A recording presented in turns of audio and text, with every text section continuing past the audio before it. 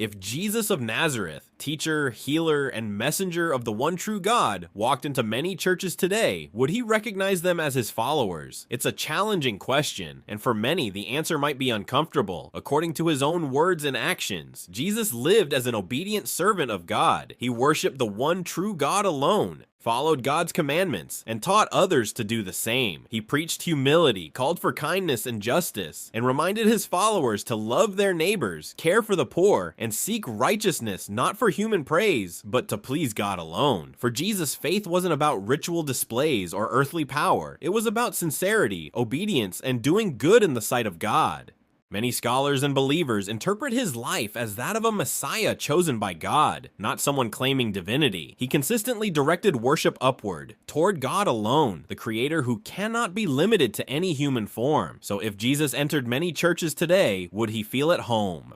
Or would he see systems built on tradition, hierarchy, and doctrines that developed centuries after his life, often conflicting with what he taught? Many would argue that Jesus would be astonished, perhaps even heartbroken. He might not recognize these institutions as the community of humble servants he once led. He might see followers who praise his name but have drifted from his core message. Some believe that seeing these changes, the elevation of beliefs he never taught, the abandonment of the commandments he upheld, and the transformation of his teachings into complex religious systems, Jesus might even disown these communities as his true followers.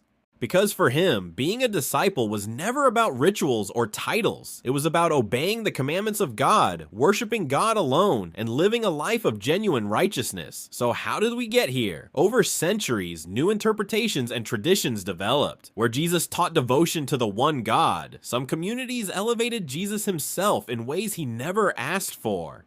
Where he lived simply, some institutions embraced wealth and authority. Where he emphasized doing good deeds for God's sake, many today focus more on belonging to the right group or holding the right doctrines. But Jesus' teachings still stand, clear, powerful, and alive. He called people to return to the worship of God alone, to live with humility, follow the commandments, and fill the world with goodness, justice, and mercy. So maybe the better question isn't whether Jesus would approve of today's churches, but rather, are we willing to return to the message he truly taught? A message of one God, obedience to that God, and goodness done sincerely for God's sake alone. The teachings of Jesus invite all of us to something deeper and more authentic. Not buildings or later doctrines, but a life of faithfulness to God, built on compassion and righteousness. Thank you for watching.